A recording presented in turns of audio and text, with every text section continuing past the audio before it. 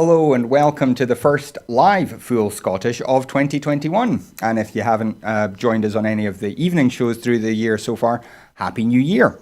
We are joined today by two excellent guests. Firstly, from the Scottish Independence Foundation, we have Greg McCara. Greg, how are you doing today? Doing just grand, Kenny. Thanks for having me on. Thank you for joining us. And on the other side of me, we have the SNP MSP for East Kilbride, Linda Fabiani. Linda, how are you? I'm absolutely fine. Nice to be here. Grand. And I am setting today as the last day on which it's okay to say Happy New Year to people. After today, it's just normal year time. But just before we start in on all the stories we have to discuss today, we just have a wee update on the coronavirus figures. Now, these are as of 2 p.m. yesterday. Today's figures obviously will be published just shortly. But yesterday, there were 1,865 new confirmed cases of COVID-19 in Scotland and 93 new reported deaths. Since the start of the pandemic, a total of 1,439,412 people in Scotland have been tested. Of these, 1,291,523 were confirmed negative. 147,889 were positive. As of Friday night, there were 1,596 people in hospital, 109 of whom were in intensive care. And that takes the total of deaths in Scotland to 4,965. Now, that is just people who have tested positive and died in hospital. The total number is slightly larger, and we will have a report for you on that on Wednesday, when the National Records of Scotland report is published. But we start today talking about COVID because this week has not been the best week. We've seen record high numbers of deaths in the UK and in Scotland. We've also seen record case numbers, record numbers of people in hospital. Down in London this week, we saw a major incident declared as Mayor Sadiq Khan was worried that there were not going to be enough hospital beds to cope. So, Linda, I think I'll come to you first on this. How are you seeing this spike here that we've seen in this week? Do you think this is something where we're looking at the kind of bottom of an ever increasing curve, or do you think this is maybe about as bad as it's going to get, and we're now kind of the lockdown that we're in now is going to kind of rein this in? Well, do you know, Kenny, the honest answer is I don't know. I mean, who does? Even the experts are taken unawares, for example, when this new strain appeared. Even those with full knowledge, the epidemiologists, etc., they were caught out by that. So I think for a complete amateur layperson like me to be able to try and make predictions, all I can do in my role is recognise that locally, here in East Kilbride, I'm seeing more reports of cases now than I saw during the first peak back in March, first lockdown. I mean, just yesterday I heard of an entire family, most of whom are in hospital, in Hare Myers Hospital at the moment, who've contracted it. And it's about the transmission rate being really high with this variant. So I see my role as trying to impart information to people and impress just how important it is to stay at home. As I say, give out information that I receive from those in the know. And people have to look at that, make their judgment, take it seriously. I am seeing a lot more scared people than I saw during the first wave. And, what I tried to do in some way of reassurance is that we appear to be much more adept now at the treatment of COVID than we were at the start when it was an unknown quantity. And always hang on to that optimism about the vaccines. That's so important. We're in a far better place than we were, but we've not to be complacent, stay vigilant. Yeah, and of course, as a constituency MSP, Linda, you're well on top of your brief. You know the area, you know the people. I wonder, are you getting any sense that people are perhaps sick of lockdown, essentially, and might not be taking the restrictions as seriously as they might? Well, I've seen that said, but what I would say this time round, there is a fear I mean, I had someone on the phone last night, for example, really frightened about going to work. And I think I'm finding more of that this time than there was the previous time. So I think it's been taken more seriously. People are quite resigned to the fact that we have to do the lockdown as it is. People are also saying, maybe it's not strong enough, we should go further. I'm getting loads of complaints about perceptions of shops, for example, that aren't following the spirit of things. So I think there is more of an awareness, more of a recognition. What I am finding difficult are the number of deniers, people that don't think we should be in a lockdown, people that don't actually think there's a problem, and then that moves on to the grand conspiracies.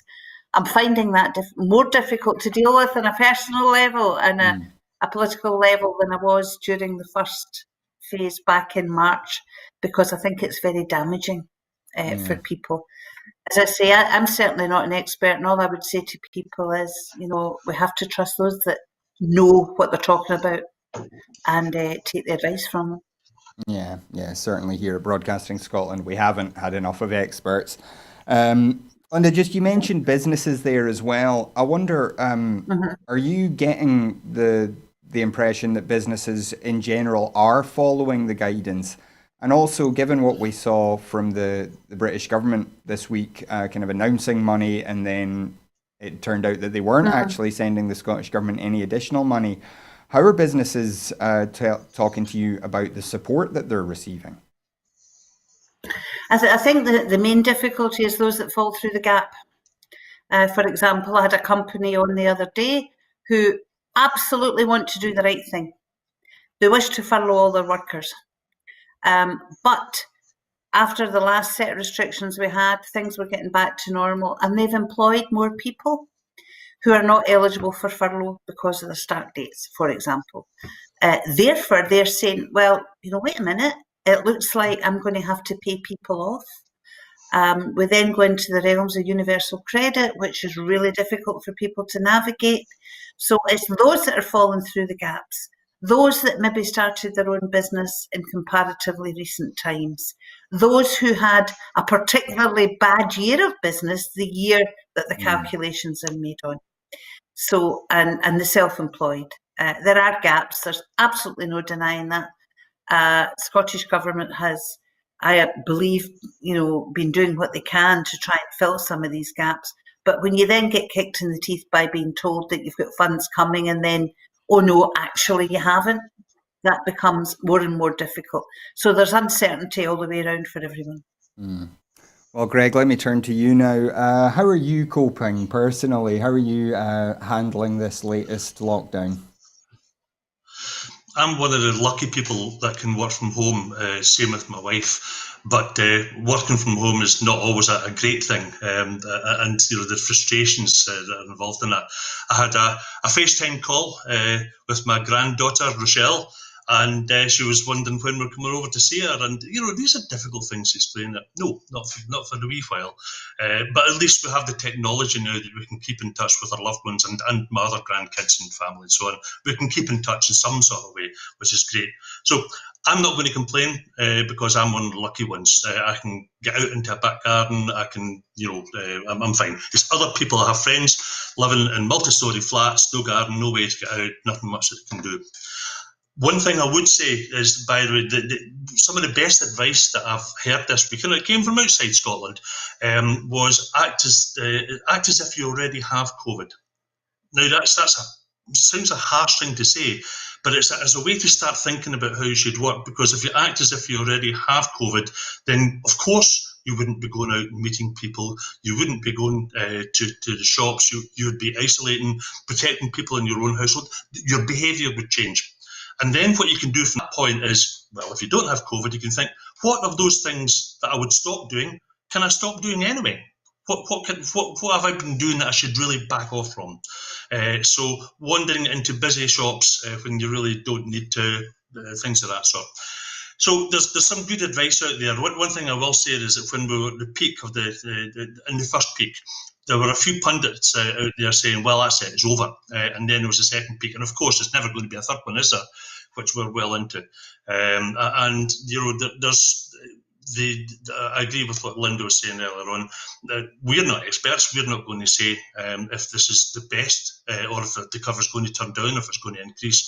We just have to plan pessimistically, but live optimistically. And that's the way ahead. We're coming out of this at some stage. Let's just keep ourselves safe until we do it, and everybody else.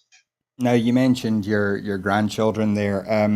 Schools obviously have been told they're working remotely for the time being. We don't know exactly how long that's going to last, but at least another couple of weeks. We've also seen students told that they shouldn't be going back to university yet unless there are, particular pressing reasons why they have to. How do you feel about how this is going to affect people's education in the longer term? Do you feel like this is something where people will be able to recover and kind of possibly with a slight extension of the term at the end for some people? Do you think this will all kind of work itself out, or are you worried about how this affects people in the longer term? Yes, it will work out for most people. I have a background in this. I retired as a university lecturer back in 2014 because there was a referendum out there that I wanted to be involved in winning. Okay, maybe next year, maybe later this year. By that stage, by the time I left, the whole profession had transformed. All of the teaching material was online, could be accessed from anywhere around the planet, and it was possible to teach entirely remotely. Not always a good idea. Blended learning is better where you have a mixture of face-to-face and online, but you can switch to online, and it's a lot better than no education at all. So I think for the duration and for as long as necessary, end of February in the case of students, well, okay, we just get by. We cope with what we've got until then, and maybe we can start doing a partial return after that. It'll have an effect. I don't believe that it'll be, for most people, a very bad effect. It's just a nuisance. And then we'll get over it. What's the alternative? We cram students into busy lecture theatres, and then the pandemic takes off yet again. It's common sense. Now, obviously, we've also seen vaccinations starting to roll out, which does give us some sense of a light at the end of the tunnel. We've seen so far 113,459 people receive their first dose of a vaccine, but this was actually by last Sunday, but the figures have just been published. And we've also just seen the Oxford AstraZeneca vaccine begin its rollout. More than 500,000 doses have been sent out, and people will start to receive those very shortly, particularly, obviously, people in the highest risk categories. So, Linda, let me come to you. We've seen accusations that Scotland is not keeping pace when it comes to vaccinations, but in actual fact, according to figures published by the BBC, BBC Wales, interestingly enough, but not BBC Scotland, Scotland is actually already vaccinated a greater percentage of its population than anywhere else in the UK. So do you feel like the prospect of a vaccine is perhaps having an impact on the way people behave, or do you think do you think people are just sitting patiently waiting? First of all, I was really surprised, Kenny, when I saw the reports about Scotland falling behind, because when I looked at all the information that I could pull together, I thought, no, that's not true. They're more than matching our population share. So that was quite strange that this happened. And if it's people taking a spot check on a given day, for goodness sake, let's get sensible about this. Right across the UK and the four nations, everyone who's involved is trying their very, very best to get this rolled out quickly. And the NHS has enough to do without having to compile hourly figures of how they're performing. So, your question being, are people accepting it? I think so. I don't see folks saying the minute I get my first vaccine, I'm out there, I'm going to the dancing or anything like that, I think people are recognising that there's still a bit of a long haul to go. I think people are really, really pleased that we've had the news of the third vaccine coming on board, accepting of when it is. I think one of the things, though, I would like to get over more to people is that when our First Minister has been doing her reports, she is very, very careful to say, look, this is me giving you a very cautious approach to where we're at. based on the supplies we know we're definitely getting.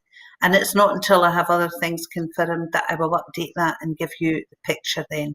So I would like to more get it out there that we see all these people saying, right, just get everybody done, do it. But if you don't have the supplies, you can't do that. So you have to have planning, you have to have strategy. And I'm quite confident that in Scotland, our government, our NHS, and indeed help from the army in logistic terms, will have the strategy that will best serve the population. Yeah, Greg, I'd like to come to you on that because we've seen, as we've seen in many other aspects of this pandemic, slightly different messages coming from the UK government and the Scottish government. We saw Boris Johnson talking about how, everybody over a certain age was going to be vaccinated by the end of February. We've seen the First Minister be a lot more cautious about when she expects the vaccine to have reached everybody it needs to reach.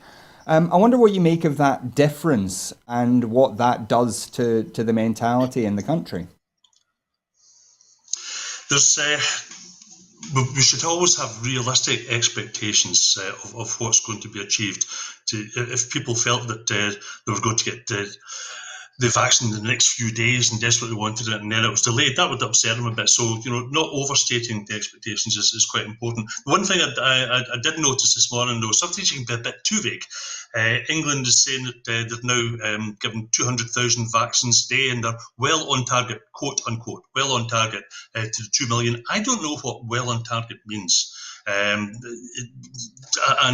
that's so open to misinterpretation that it could raise false expectations on it. The part you're saying at the start there about the misreporting, yeah, if you tell something that is untrue, you get the headline, everybody reads it. If you make your correction to it, it's a wee byline in the bottom of box on page 10 of a newspaper, and nobody sees it. And unfortunately, the truth about how well we're coping with it in Scotland is really not been put out there by the people that should. So thank you, BBC Wales, and I'm disappointed again in the UK BBC. We've got the messages out there. People know what they need to do. The great thing is we know that there is light at the end of the tunnel, and we know that in Scotland, I believe it's a third of the people over 80 have now been vaccinated. That's great progress. We'll move through that rapidly, ramp it up, and the faster we get the most vulnerable protected, the more content and comforted we'll be as a society. So that's our hope, and we're getting there. We can see that light at the end of the tunnel. And just before we move on from talking about COVID, we've also seen announcements about testing for people coming into the country. People are not going to be allowed to enter the country without a positive test. I wonder, do you think that's something that is perhaps long overdue? Is this something we should have been doing from this time last year? I have 2 words to answer that. Jacinda Ardern, the Prime Minister of New Zealand, who took that type of approach that you had to basically put the country in lockdown to stop the pandemic taking root. She stopped it. And did a fantastic job. And then it got in by a back door and it started taking root again. And then she shut it down again. And sometimes you have to have the fire break. You have to have the quite severe actions to take place to deal with it. The idea of people being able to jump on a plane in King's Cross in London and travel to any destination mainline in Scotland with pretty well no control over that is shocking. And as far as airports, people have been able to come and go willy-nilly. It was always a very bad idea. So I think it's good that we're putting these checks in place. It's right that we don't allow people to come in unless they've been pre-tested on it. And we've got to continue this whilst we're still quite seriously high in the pandemic. So we're doing the right things. Maybe we need to do a bit more. Well, we do move on now and we cross the Atlantic to look at what's happening in the United States. This week, of course, were the Georgia runoff elections, in which 2 Democrats won in Georgia for the first time ever, as far as I'm aware. That puts control of the Senate for the coming session in the hands of the Democrats. There's a 50-50 split, but the president of the Senate, who is Vice President-elect Kamala Harris, will have the casting vote. So the Democrats should be able to get things done legislatively. The next day, of course, was the day when the Electoral College results were supposed to be certified by Congress. to make Joe Biden's win official. But on that day, Donald Trump held a rally in Washington, the Save America March, allegedly, which then ended in his supporters storming the Capitol. And, oh well, Linda, I'll come to you first. I know you're not Donald Trump's biggest fan, but No. what were your thoughts when you first saw what was happening and you heard the kind of words that Donald Trump was using to whip that crowd up?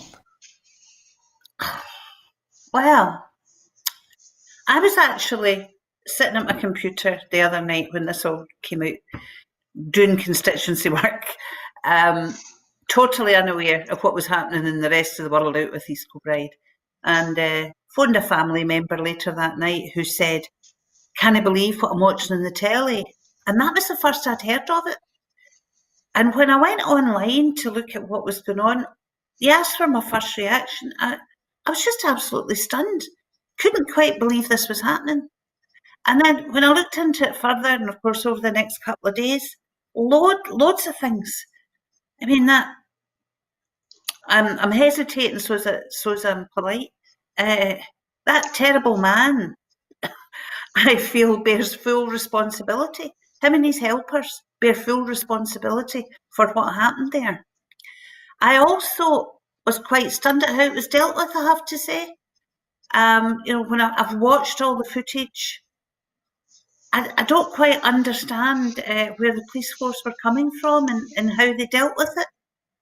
And, and then, of course, when you do see the juxtaposition of how the demonstration for Black Lives Matter was dealt with, and how this demonstration was dealt with, which they knew was coming because it had been announced by Mr. Trump. So I've got an awful lot of thoughts about it that I'm still trying to put together in my head. I'm finding it really difficult. I'm really concerned that Trump's still there, albeit just for a few days. I would like to see him shot off altogether, just get rid of the man. He has surely caused so much damage and potentially more damage that there's got to be grounds there to remove him. I'm really pleased with the way Biden and Harris have dealt with it. I think they've done really well. And to end on a positive note for America's democracy, the US's democracy, the two wins in Georgia by the Democrats were beyond just great that the Democrats had won. Because one was an African American, the other was a Jewish chap, and it's the first time ever in Georgia a Jewish chap has got elected. Now that's really positive for democracy, and I understand it has come from a lot of grassroots effort from the Democrats that surely many of us could learn from. Yeah, absolutely. We've got the legacy of Martin Luther King Jr.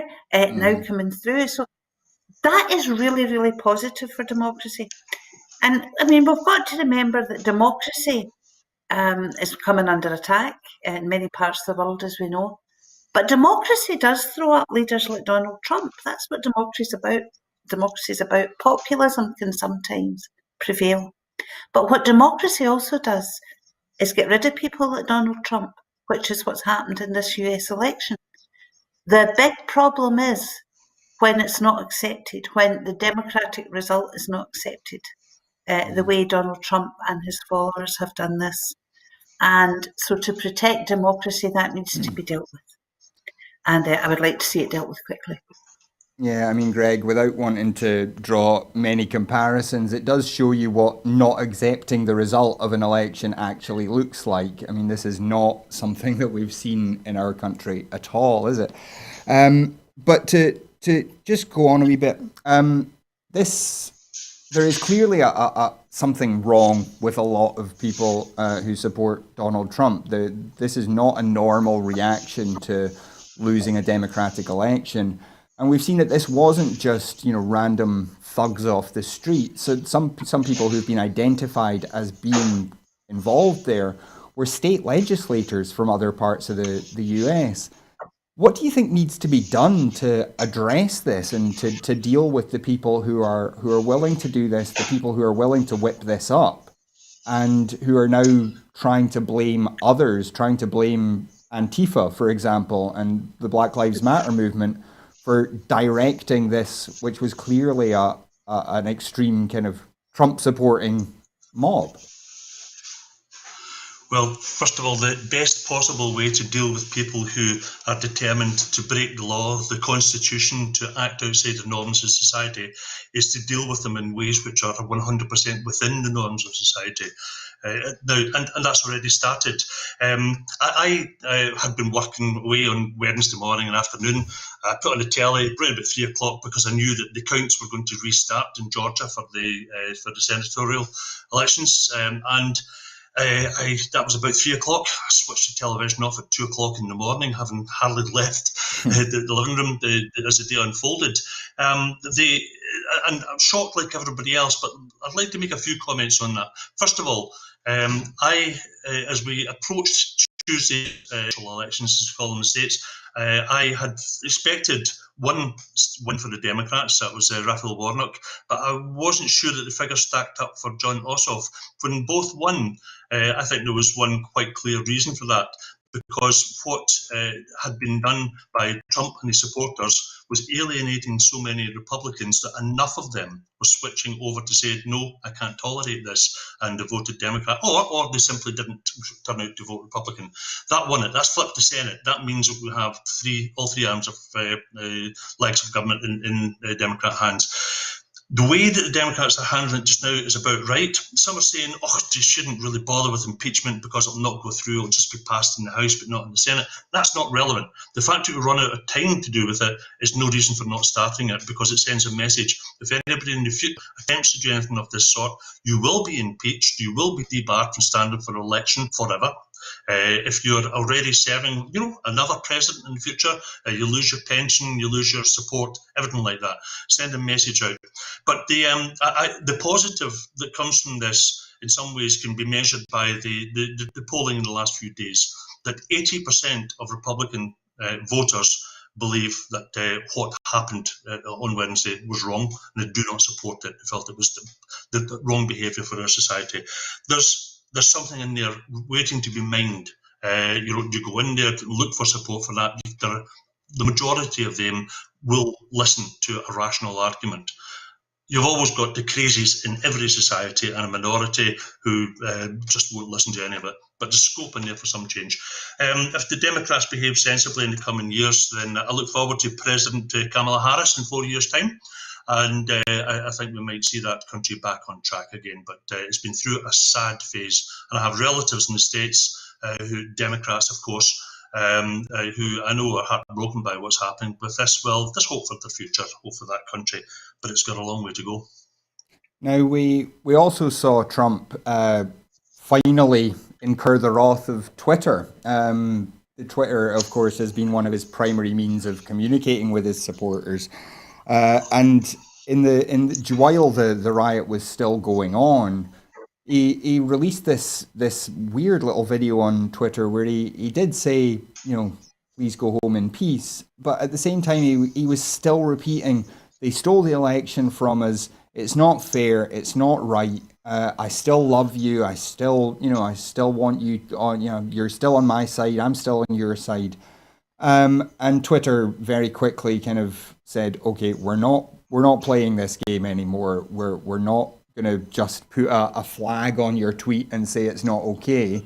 We're actually going to suspend the account. And now he has been permanently removed from Twitter. I wonder, what's your feelings on this? Because there is one school of thought that says Twitter should have acted far, far sooner, and another that says it's not for a private company to shut down the voices of world leaders. What's your take on that, Greg? There's many methods of communication, and arguably we don't, any of us, have a right to all of them.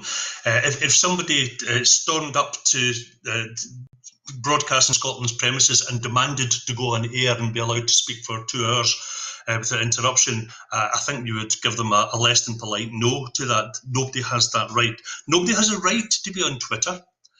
Nobody has a right to a telephone contract with any particular mobile company or whatever. You can get it, but it's not you that owns the company.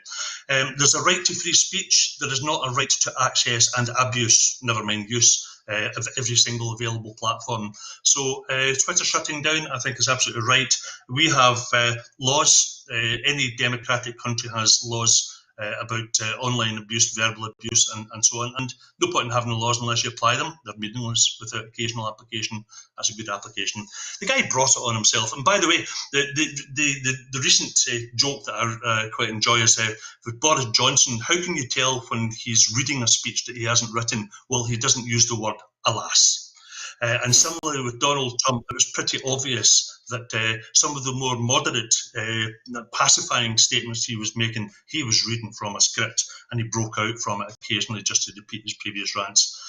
The guy doesn't deserve a public platform. He can go stand in a street corner in a soapbox and talk to people that want to come and hear him, and I think that's about all he's entitled to.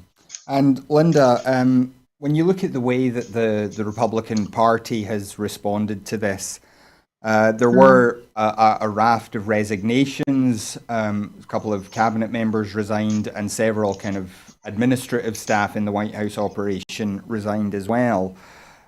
We've seen a number of people trying to suddenly distance themselves from Donald Trump, most notably Mitch McConnell, Lindsey Graham, trying to take a wee step back from their previous close support for Trump.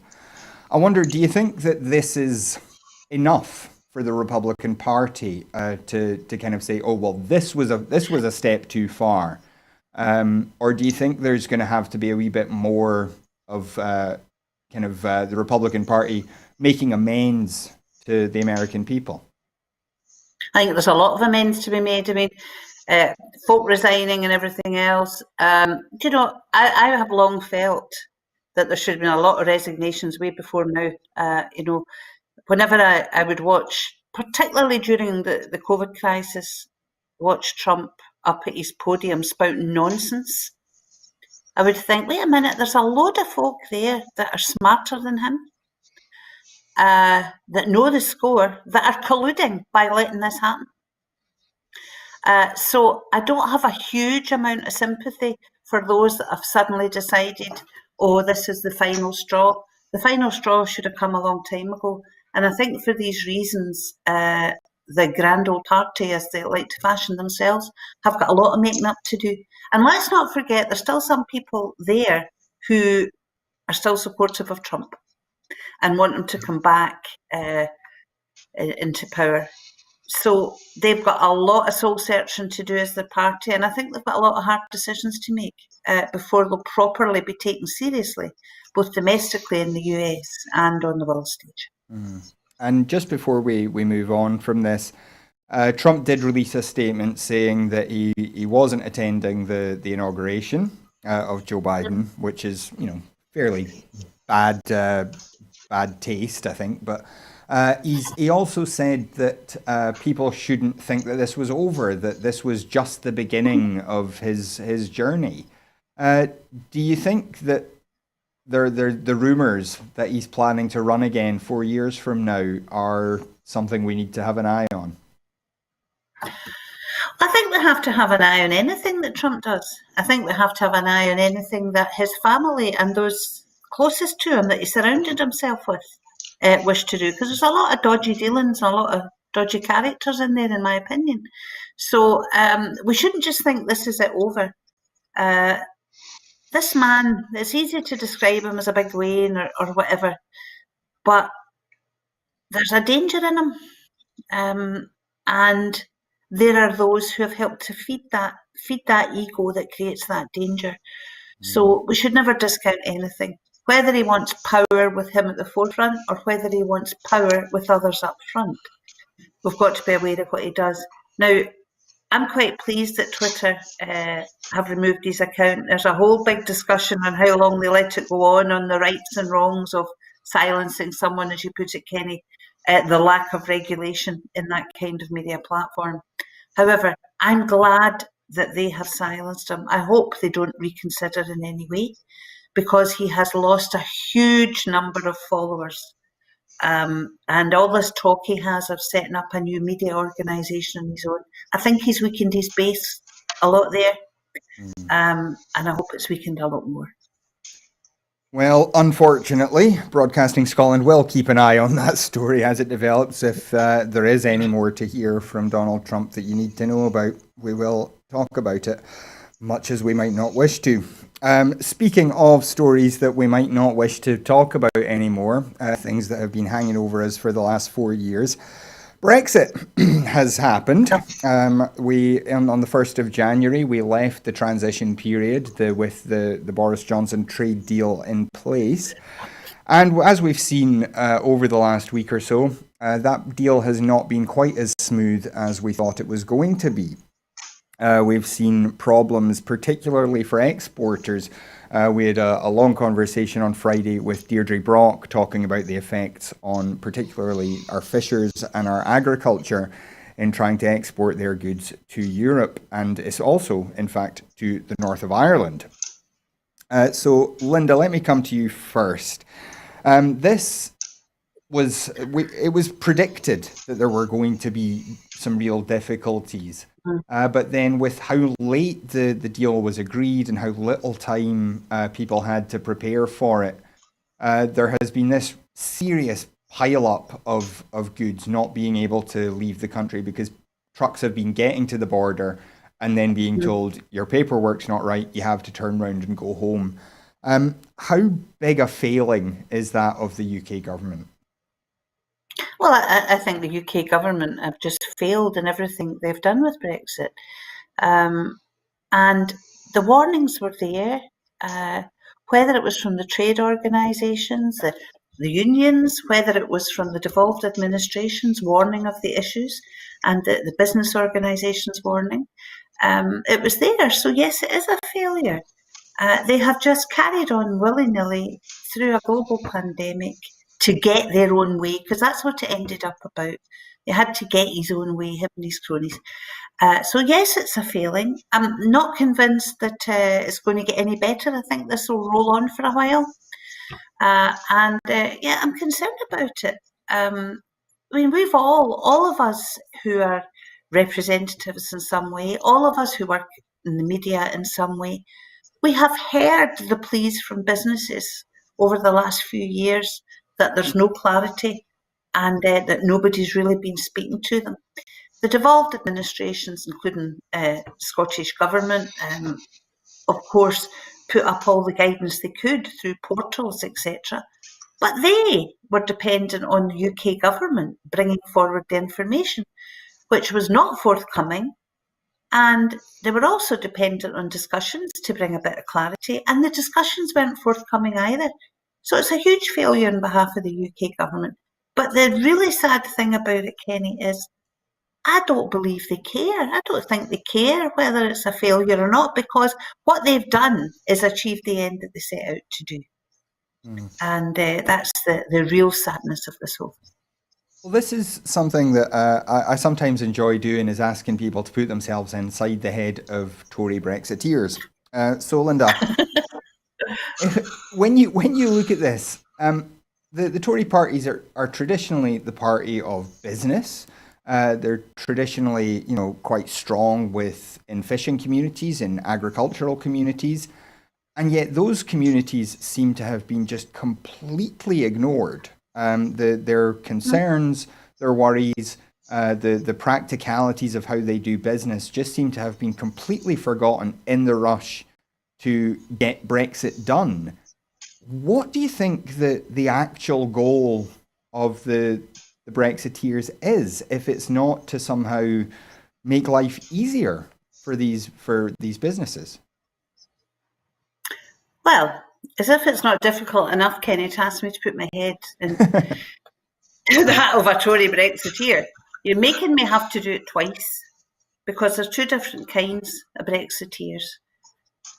The first kind that I'll try and get into their head is the ordinary punter who believed the rhetoric, who thought they were getting a hard deal, and it's all because of Europe. And if Britain could be great again, we would return to the land of manna from heaven and everything will be fine. So that's the first extreme version of a Brexiteer.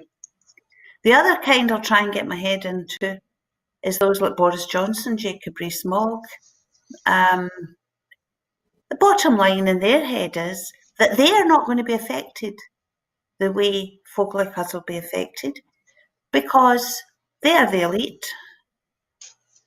They've got it all sorted. I mean, I don't know the ins and outs of it, but I have read the stuff about Rees-Mogg transferring funding to Ireland and all the rest of it. These guys are okay. They're the elite. It's what they wanted, that bit of power, free marketeers, and they will not be personally affected. They and their elite set, the establishment. So there's two different kinds of Brexiteers. There's those who have had the wool pulled over their eyes and are going to suffer, and there are those who knew exactly what they were doing and who are not going to suffer and just don't care about anybody else. Well, Greg, let me turn to you now. We've seen, even the City of London has taken a hit on this. We saw European shares, roughly 6 billion euros worth, disappear out of the City of London on Monday last week. It does seem very, very odd for, as we said, the party of big money, the party of business, to pursue this when it's clear that it's hurting businesses all over the country. What's your take on why this has all happened? First of all, on the what has happened, it's worth commenting that as far as trade surpluses, trade deficits are concerned, the UK, in particular England, had a very substantial trade surplus in services, in money and financial businesses, financial industry, and quite a big deficit when it came to goods, trade in goods. And Brexit seems to have been about trying to improve the trade in goods and give opportunity for growth. And you know what? It's failed in both respects, because, as you just said, Kenny, financial services have taken an immense hit. Financial services are moving out of the UK, and they're unable to trade internationally in the way that they could automatically before. And as far as goods are concerned, well, we know what's happening there just now.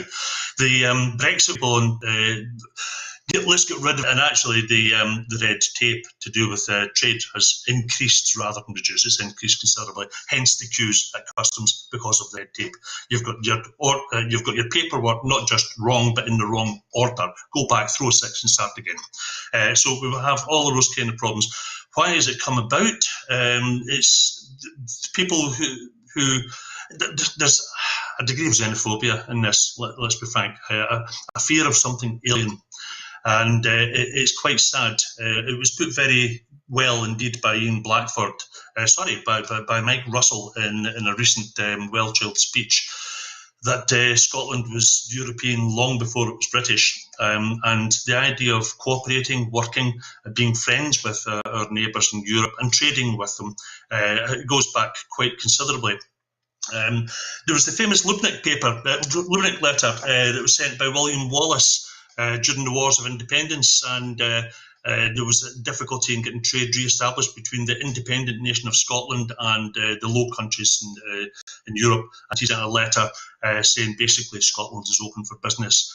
Well, you know what? 800 years on, 700 years on, Scotland wants to be open for business again with the rest of Europe, and we really would like to find a way around the kind of problems that Brexit is causing, re-establish the contacts with our friends in Europe, and there are many ways to do that. You may be coming on later to other aspects of how we can re-establish those trended relations. But as far as business is concerned, an effect on the economy in Scotland, it's self-harm.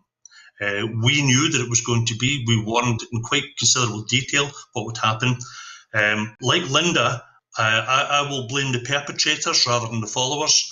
If people have poor sources of information, then they can be inclined to believe what they're told, and there's still an element of trust in the media out there, which for all media maybe shouldn't be quite as trusting.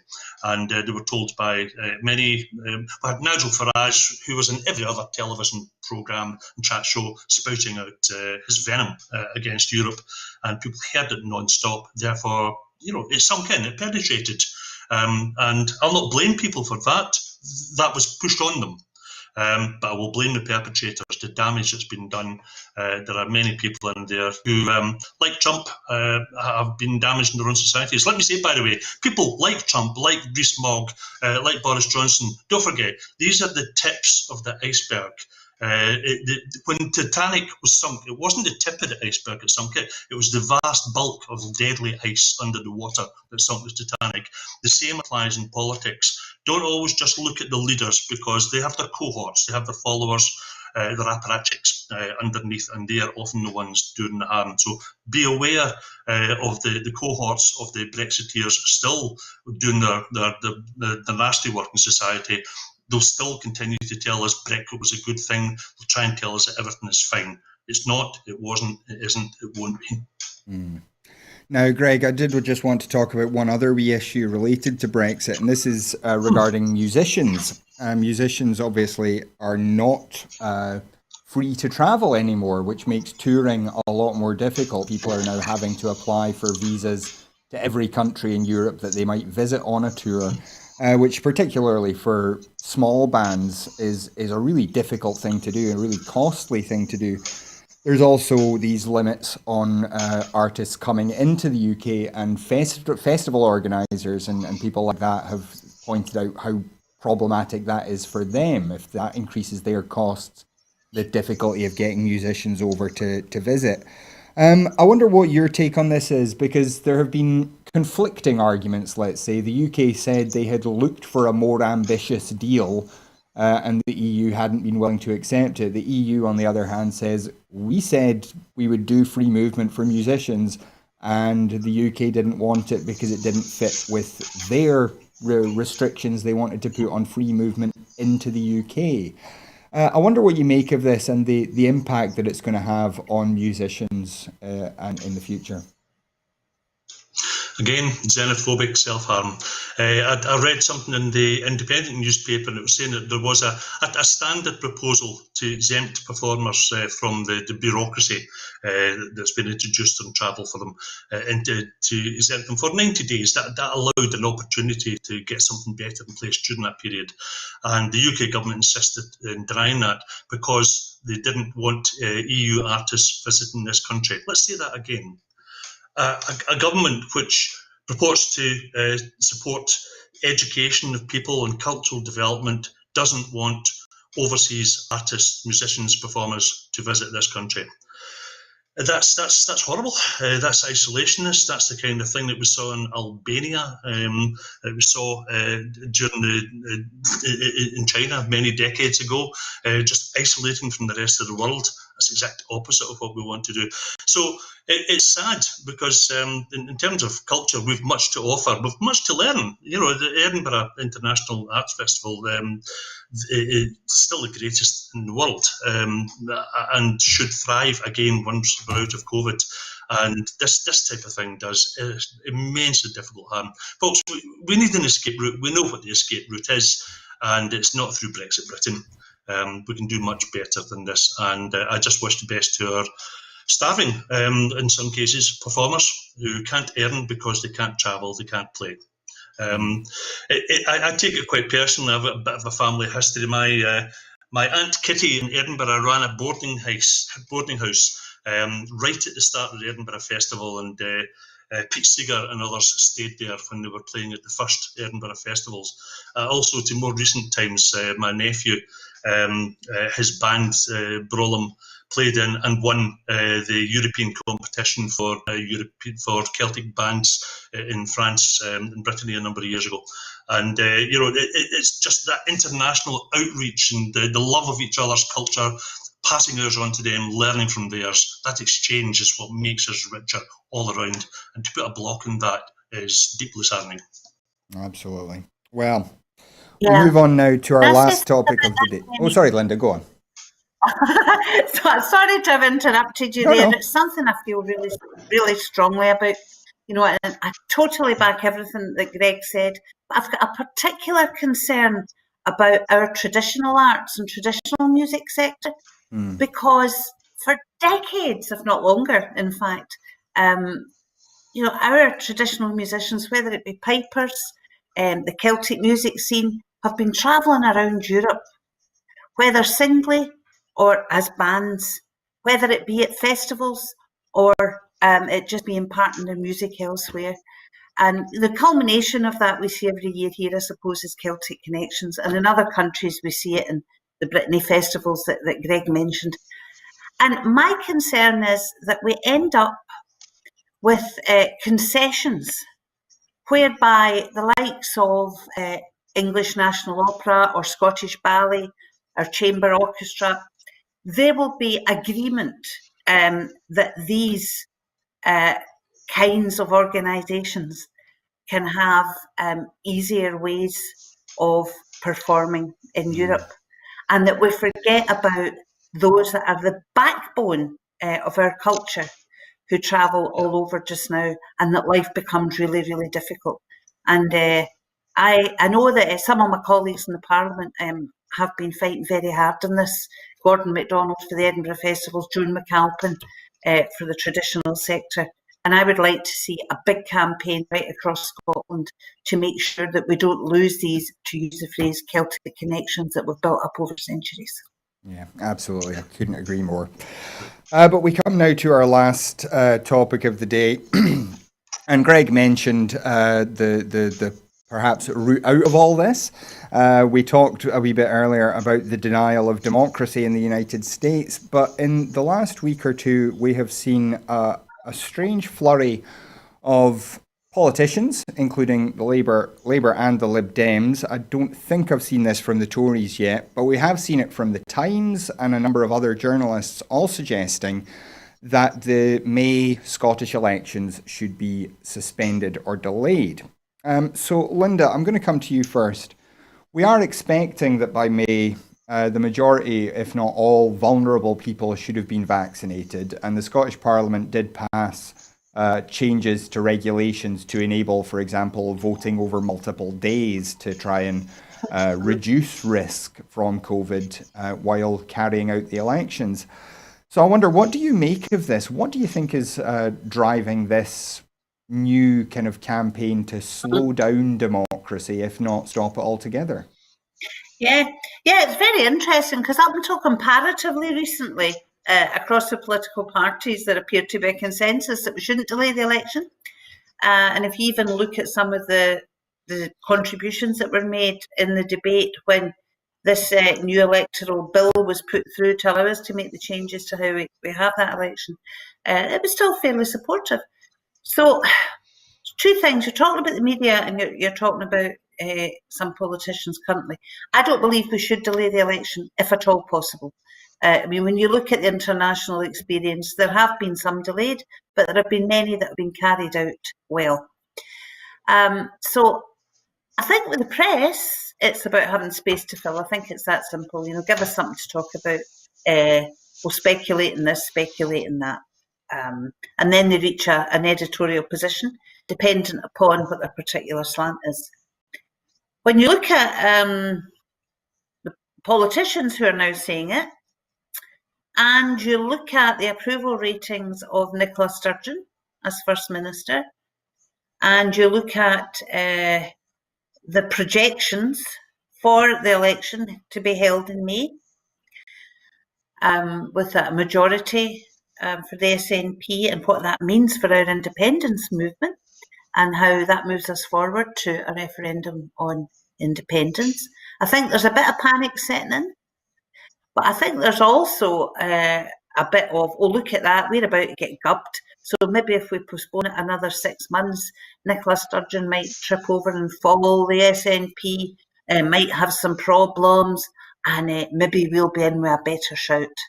So I think there's desperation on one hand, and what's seen as political expediency in the other.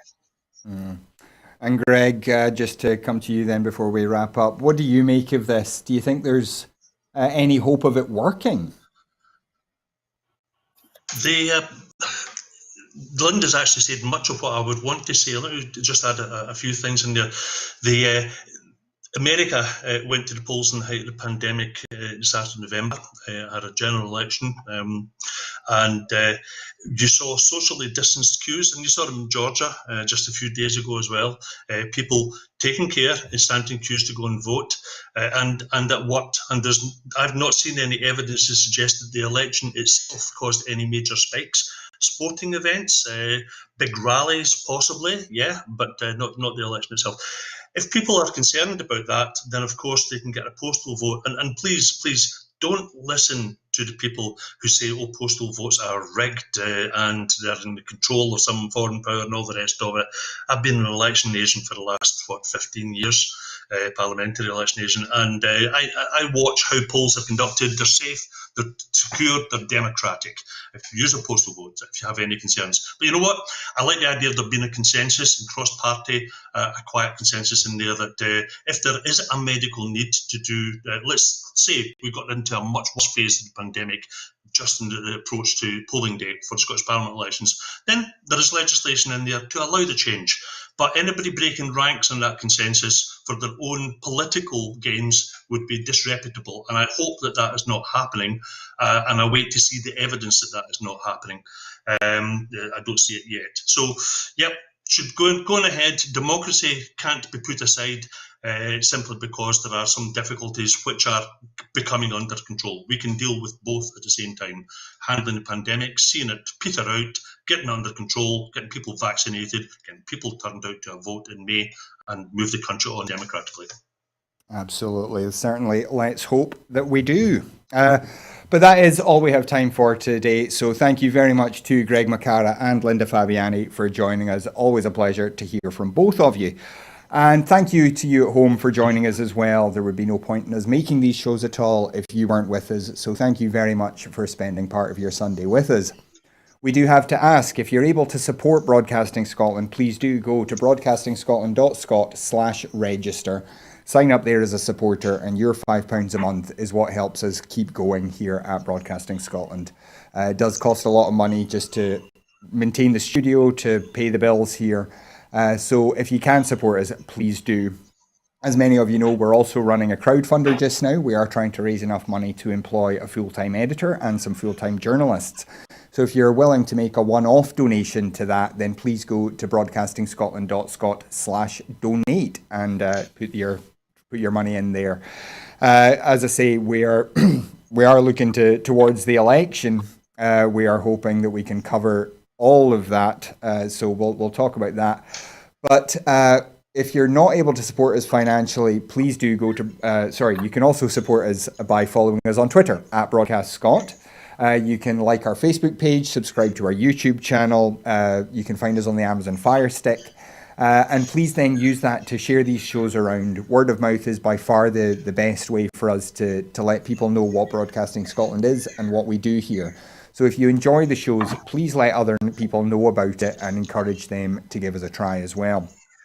And as I say, we are looking towards that election in May. Our crowdfunder is running up to April, and we're hoping that we can have staff ready for that election.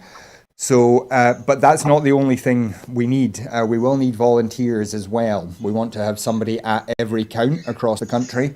So if you're interested in getting involved wherever you are in Scotland, and even allowing for the current restrictions on movement, you can still be a part of Broadcasting Scotland. So if you'd like to get involved, please do get in touch with us. We have lots of opportunities for volunteers to perhaps learn some new skills, polish some old skills, or just do whatever you want to help us build a better broadcaster for Scotland. It's something that I think we all feel that Scotland needs. But that is absolutely all we have time for today. So Gordon will be back tomorrow night at 7. I will be back on Tuesday. But until then, thanks again to Greg and to Linda. Thank you for joining us, and have a great day. Good night.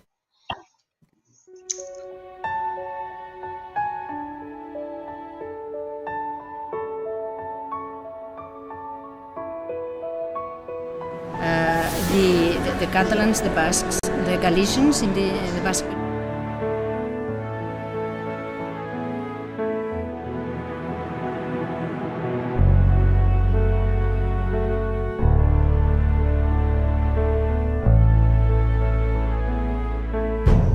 An independent future for Scotland.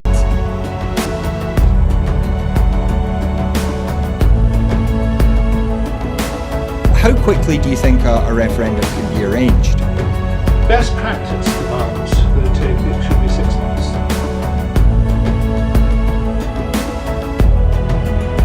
Just looking at the overall share numbers for Scotland at the moment. The SNP 46.4%.